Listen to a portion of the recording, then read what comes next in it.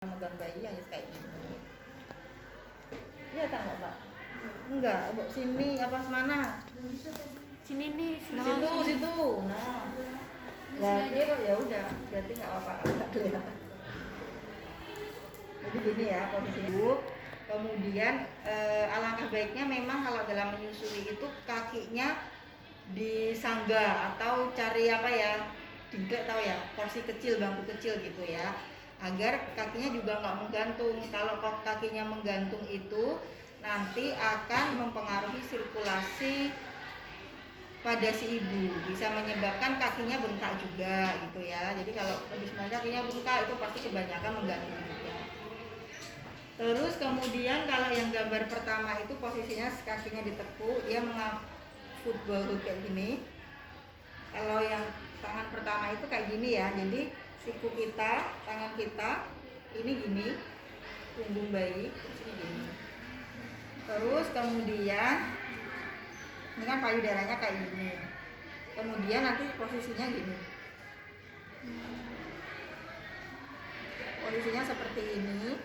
Nah, terus cara memegang payudaranya nggak boleh, kan kebanyakan pada gini ya, gunting. Ini bahasanya gunting kayak gini nggak boleh, karena itu juga kita yang pegel, jadi nggak nyaman. Kalau mau memegang payudara, caranya adalah bentuknya C. 4 jari kita menyangga bagian bawah, jempol kita membuka agar putingnya terangkat, seperti itu. Terus kemudian selanjutnya adalah mulut bayi itu harus masuk ke dalam areola mamai. Jadi nggak hanya masuk dalam puting aja. Kalau si bayi itu masuk hanya dalam puting aja, itu nanti resikonya bayi sering geget gitu loh. Jadi putingnya akan mudah lecet. Jadi dia harus mulutnya membuka sampai areola mamai. Areola mamai itu kehitaman di sekitar puting. Tuh. Caranya gimana dia bisa membuka lebar? Tarik aja janggutnya, pakai jempolnya. Dan kalau udah langsung dimasukkan semuanya sampai areola mamai. Tangan kita kayak gini. Jadi ini memastikan bahwa payudara itu tidak menutupi hidungnya. Terus kemudian posisi menyusui lagi, bayi tidak boleh minumnya itu bunyi atau mengecap. Kalau masih ada suara jelas itu posisinya salah. Ya, kalau dia sampai masuk areola mamai, dia nggak akan ada suara mengecap. Terus kemudian biasanya kalau posisinya udah benar dan asinya keluar itu ada suara kayak minum itu ceblek, delek, delek, itu pasti ada kayak gitu ya. Terus kemudian selanjutnya cara melepas puting juga jangan asal ditarik aja, sakit.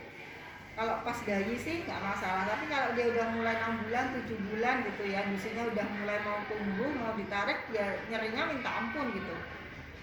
Caranya, jari kelingking kita nyelip di bagian pinggir mulut, masuk, kemudian rada dicungkil gitu loh, jadi biar keluar.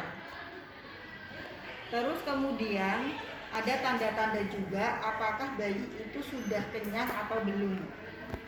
Kalau bayinya itu menyusuinya efektif, bayinya kenyang, biasanya dia maksimal 15 menit, 15 sampai 20 menit itu benar-benar udah kenyang. 15-an lah itu benar-benar udah kenyang. Terus habis itu dia akan tertidur dan kalau nggak tertidur dia ada jeda untuk minum lagi itu kurang lebih 1,5 sampai 2 jam. Tapi kalau bentar lagi baru habis minum kok jarak berapa menit gitu ya, 30 menit kok bayinya udah nangis lagi, lapar lagi gitu. Itu bisa jadi produksi ASI-nya yang kurang atau posisi menyusuinya yang memang salah. Jadi gitu, diobservasinya kayak gitu. Jadi untuk posisi pertama seperti itu ya, tangannya seperti ini, kemudian ini diangkat, ini seperti ini, janggutnya dibuka menggunakan, mulutnya dibuka menggunakan jempol, kemudian mulut harus masuk ke areola mamai, kemudian tidak ada suara mengecap. Cara melepasnya, jari kelingking dimasukkan ke dalam mulut terus dikeluarkan. Kemudian untuk cara yang kedua itu posisinya ibunya setengah tidur ya, jadi dia nggak full tidur juga, punggungnya diganjel pakai bantal. Kemudian posisi bayinya itu kayak gini, jadi bayinya diletakkan di bed. Terus kemudian ada yang ketinggal tadi. Kalau untuk posisi menyusui itu antara perut ibu dan perut bayi harus menempel. Nggak boleh kayak gini, misalnya kayak gini, terus mulutnya kepalanya dimiringkan, dipaske gitu ya, itu nggak boleh. Itu yang menyebabkan bayi pegalnya kayak gini ya. Terus bayinya kepalanya hanya miring kayak gini. Ini kan nggak menyatu ya, antara ini sama perut ibu kan nggak menyatu. Jadi normalnya dia harus benar-benar kayak gini. Antara perut bayi dan perut ibu itu menempel kayak gini, baru diminumkan.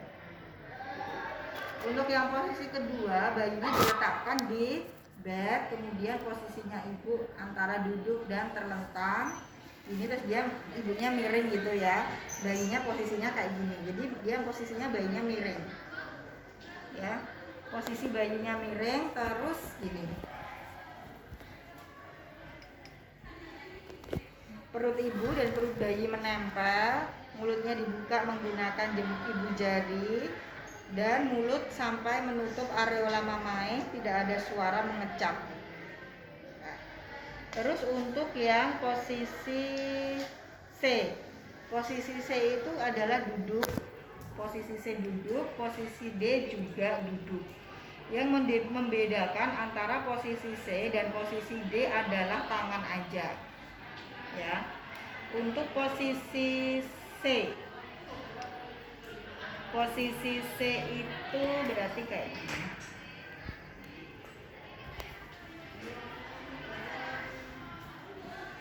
Ini sikunya kita pantatnya bayi, terus tangannya memegang, terus tangan kanan bentuknya C, 4 jari di bawah, 1 jari di atas. Kemudian perut bayi dan perut ibu menempel, mulut membuka sampai areola mamae, tidak ada suara mengecap. Posisi C. Kemudian untuk posisi D itu kayak gini. Kepalanya ada di situ ibu, kemudian perut bayi dan perut ibu menempel, kemudian mulutnya masuk sampai areola mamae. Kemudian cara memegang payudaranya, 4 jari di bawah, ibu jari ada di atas, kemudian dimasukkan semua. Terus kemudian yang harus diajarkan ke ibu juga, kalau menyusui itu harus ada kontak mata. Ya, jadi itu tujuannya untuk meningkatkan bonding dan antara ibu dan bayi, biar ada hubungan kedekatan, perlekatan antara ibu dan anak seperti itu.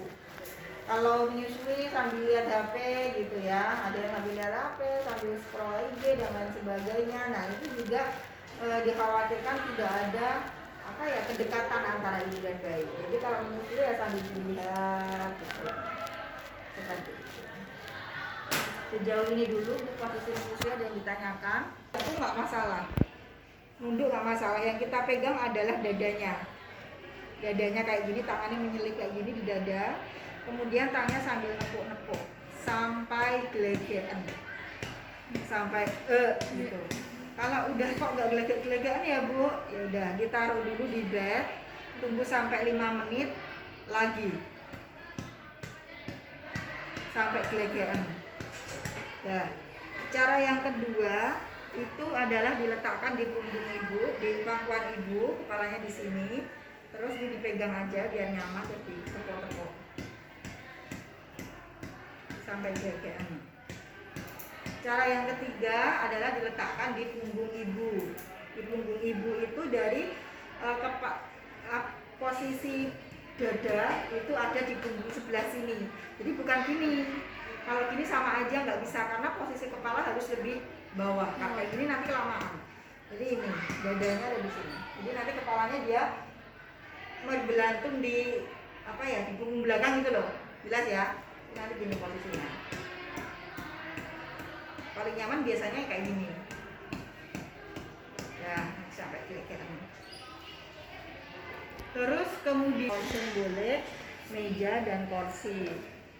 Kemudian untuk pijat oksitosin ini ya tujuannya agar ASINY-nya bisa keluar. Alangkah baiknya bayinya diajak atau diikutkan dalam satu ruangan dengan ibu.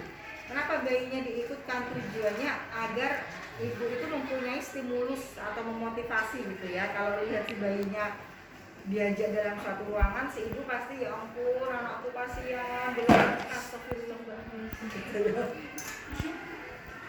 Jadi si ibu itu biar dia bisa termotivasi gitu ya, kalau lihat bayinya bisa, aduh anak saya sudah 1 hari belum minum ASI, kasihan. Jadi ibunya biar punya semangat gitu untuk menyusui. Terus kemudian sudah dijelaskan nanti prosedurnya akan dilakukan pemijatan. Terus sebelum kita melakukan pemijatan, kita harus bantu ibu secara psikologis. Psikologis itu memotivasi, tumbuhkan rasa percaya diri. Karena ASI itu kalau ibunya sudah nggak yakin, itu ya benar-benar nggak akan keluar. Misalnya ibunya, aduh Mbak kayaknya saya susah deh Mbak, soalnya yang anak pertama itu juga ASINY-nya dikit, ini kayaknya juga dikit juga deh Mbak, udah lah Mbak saya syukur aja. Nah kalau ibunya sudah punya pandangan kayak gitu, maka ASI itu benar-benar akan drastis turunnya. Jadi benar-benar kayak apa ya, sesuai dengan kemauan atau motivasi si ibu gitu ya. Saya juga punya pengalaman juga dalam menyusui si anak kedua ini ya.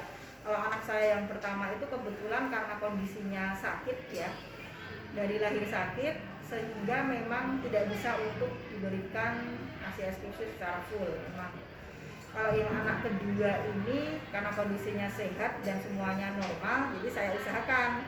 Apalagi pada ibu bekerja ya, ibu bekerja itu kan jadinya cuma 3 bulan. Kemudian saya sudah bekerja, jadinya asupannya itu di samping bekerja itu langsung bisa drastis gitu loh. Jadi saya tuh benar-benar kejar-kejaran ASI perahan untuk besok pagi itu baru saya cari hari ini, karena stok ASI saya kan nggak melimpah gitu ya. Jadi pada 1 hari itu anak saya membutuhkan 5 kantong ASI. Jadi hari ini itu saya harus mendapatkan 5 untuk bekal besok pagi gitu ya. Dan itu sangat dan menghangatkan payudara. Jadi disiapkan pom air hangat, kemudian kita kompres dulu payudaranya dan pom air hangat. Kemudian ibunya sudah tidak menggunakan baju ya, bajunya dibuka, dibiarkan payudaranya menjuntai, jadi nggak pakai apapun bagian atas. Kemudian ini dikompres air hangat dulu sambil diperas-peras ya, ini.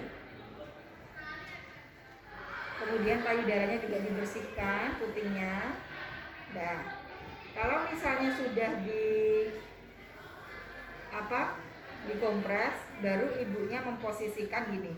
Dia duduk di kursi, terus tangannya kayak gini. Ini ya. Seperti ini. Kemudian kita memijat di area punggung tulang belakang. Yang dipijat nggak sampai bawah, cuman batas kalibra aja, di tengah. Cara memijatnya adalah berbentuk lingkaran jempol. Ini kan tulang belakang ya, tulang belakang, terus ini di pinggirnya.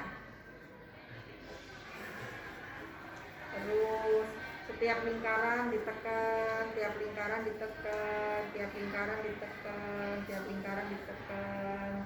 Naik terus lagi, urut, set. Nah, terus gitu ya. Itu sampai batas kalibra. Tidak ada ketentuan dia jumlahnya berapa kali, nggak ada. Nah, kayak gitu. Udah selesai. Jadi untuk pijat oksitosin hanya itu ya. Ikan terlebih dahulu menggunakan air hangat, boleh menggunakan kasa ya. Caranya dari dalam keluar, 1 kali usapan.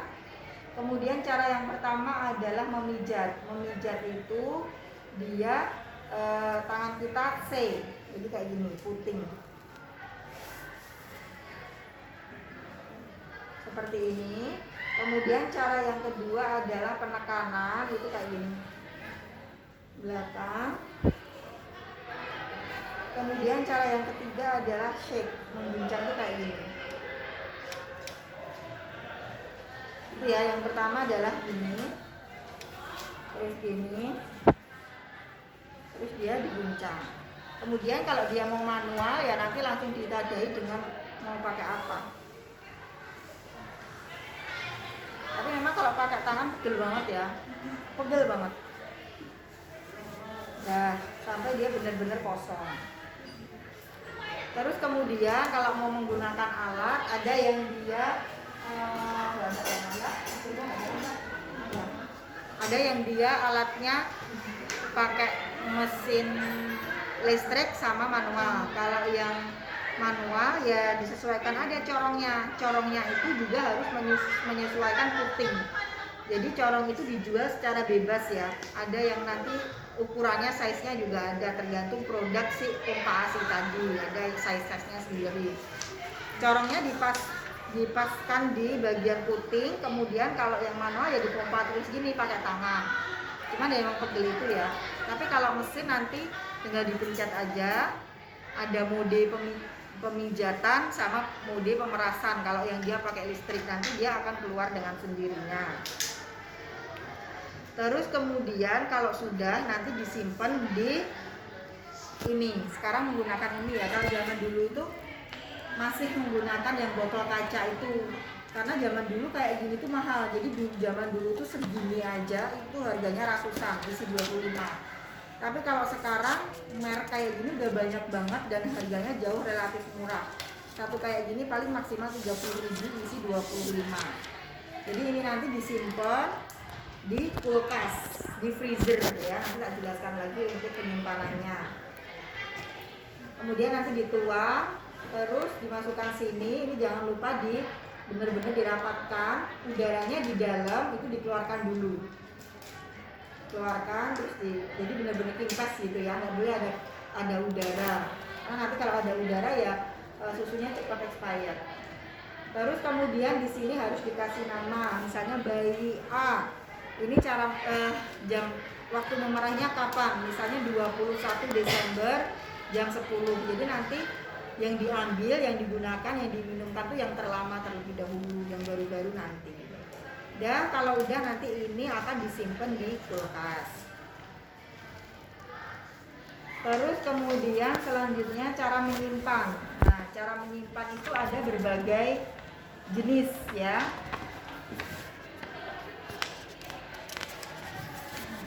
Jadi ini kan, ini kalau udah ada asinya, ini namanya asip perah, air susu ibu perah, asip, makanya disebutnya asip.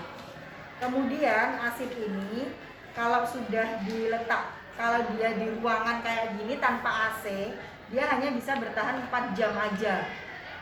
Kalau di ruangan yang dia menggunakan AC itu bisa bertahan 6 sampai 8 jam.